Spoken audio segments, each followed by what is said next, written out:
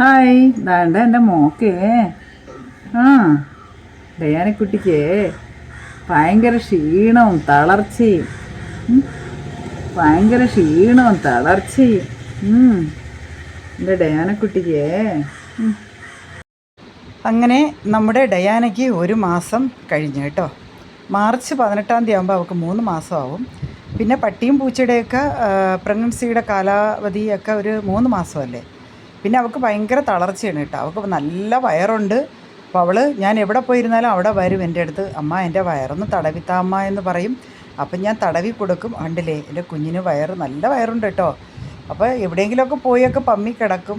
ക്ഷീണം തളർച്ചയൊക്കെ ഉണ്ടായിരുന്നു. പക്ഷേ ഇപ്പം അതൊക്കെ കുറച്ചൊക്കെ മാറി.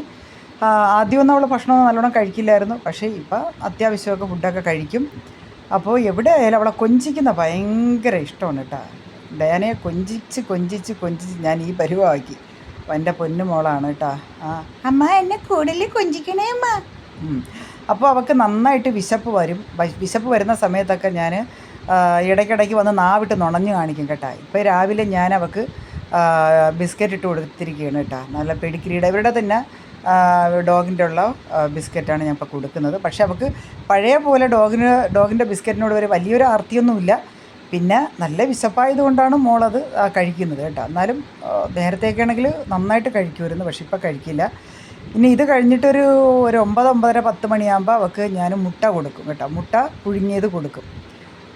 മുട്ട പുഴുങ്ങിയത് കൊടുത്തതിന് ശേഷം ഉച്ചയ്ക്ക് ഒരു 2 മണി കഴിയുമ്പോൾ മത്തി ഉണ്ടല്ലോ, മത്തി നന്നായിട്ട് മഞ്ഞപ്പൊടി ഇട്ട് വേവിച്ചിട്ട് ചോറിൻ്റെ കൂടെ വിരവി കൊടുക്കും. അപ്പോൾ ഇതൊക്കെയാണ് അവൾക്ക് ഇഷ്ടം. പിന്നെ അതുപോലെ ചിക്കൻ്റെ പീസുകളൊക്കെ ഉണ്ടെങ്കിൽ നന്നായിട്ട് മഞ്ഞപ്പൊടിയും ചെറുതായിട്ട് ചെറിയ മസാലയൊക്കെ പുരട്ടി നന്നായിട്ട് വേവിച്ച് നല്ല സോഫ്റ്റായിട്ട് വേവിച്ചിട്ട് അത് പിച്ചിട്ട് കൊടുക്കും. ഇതൊക്കെയാണ് അവളുടെ ആഹാരങ്ങൾ. പിന്നെ വെള്ളവും കൊടുക്കും. അപ്പോൾ വെള്ളവും ഇതൊക്കെ കുടിക്കും. ഇതൊക്കെയാണ്.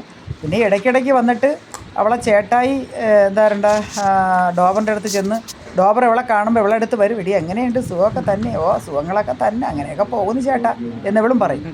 പിന്നെ ഇത് കണ്ടില്ലേ, അവളെ വായിരിക്കുന്ന സാധനം ഇതാ കണ്ട, കണ്ടു.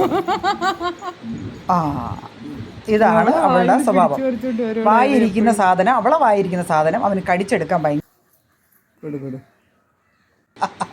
ഇത് കണ്ടില്ലേ, അവൻ്റെ ഒരു കുസൃതിയാണത്.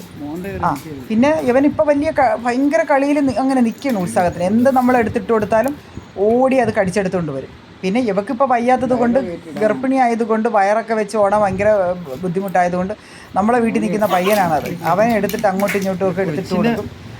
പിന്നെ ഇവള് അത്യാവശ്യമൊക്കെ ഇപ്പോഴും എന്താ പറയണ്ട കടിച്ചൊക്കെ എടുത്തുകൊണ്ട് വരും. പിന്നെ അവളെ വായിന്ന് കടിച്ചെടുത്തുകൊണ്ട് വരാൻ അവന് ഭയങ്കര ഇഷ്ടമാണ്.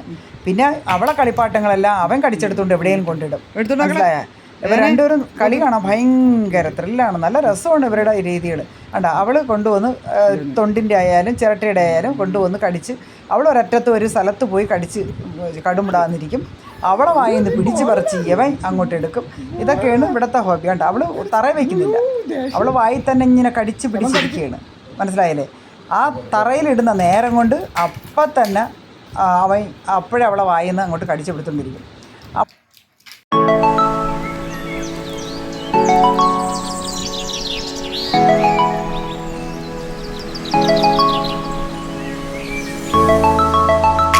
അങ്ങനെ കളിപ്പാട്ടമൊക്കെ നമ്മളെടുത്ത് മുറ്റത്തൊക്കെ വലിച്ചെറിയും. അപ്പോൾ ഇവർ പോയി കടിച്ചെടുക്കും കേട്ടോ. അപ്പോൾ അങ്ങനെയൊക്കെ കളിക്കട്ടെന്ന് ഉദ്ദേശിച്ചിട്ട് ചിരട്ടകളൊക്കെ അങ്ങോട്ട് എടുത്ത് ചിരട്ട എടുത്തിട്ട് കൊടുത്ത്. പക്ഷേ പഴയതുപോലുള്ള അവർക്ക് അങ്ങനെ ഓട്ടമൊന്നും ഇല്ല.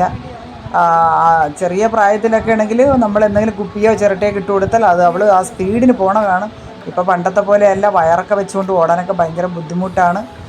പിന്നെ എന്താ ചെയ്യാൻ, അവനുണ്ട്. പിന്നെ അവനിപ്പോൾ ഇതൊക്കെ തന്നെയാണ് കേട്ടോ. അവൻ നല്ല കുട്ടിയാണ് കേട്ടോ. ഈ ഡോബർ നല്ല സ്നേഹമുള്ള മോനാണ്, നല്ല അറിവുമാണ് കേട്ടോ. പിന്നെ അവളെ തലയിലെ വിധി എന്താ വെച്ചാൽ തലയിലെഴുത്ത് നമുക്ക് മാറ്റാൻ പറ്റത്തില്ലല്ലേ. അവൾക്ക് വിധിച്ചത് ഡോബറിനെയാണ്, ഡോബറിന് വിധിച്ചത് ഡയാനയുമാണ്. അതുകൊണ്ട് സ്ത്രീ തന്നെ ലാഭിച്ചു. എന്ത് ചെയ്യാനാ. ഈ ഗർഭിണിയായിരിക്കുന്ന സമയത്ത് ഒരു ഭർത്താവിൻ്റെ സ്നേഹവും പരിചരണവും ഒരു ഭാര്യയ്ക്ക് ആവശ്യമുള്ളതാണ്. അത് മൃഗങ്ങളായാലും എന്ത് തന്നെയായാലും. പക്ഷെ ഇവിടെ പിന്നെ അവ ഉള്ളത് കൊണ്ട് കുഴപ്പമില്ല. ഡയാനയുടെ വിശേഷങ്ങൾ അവസാനിക്കുന്നില്ല. വീണ്ടും കാണാം.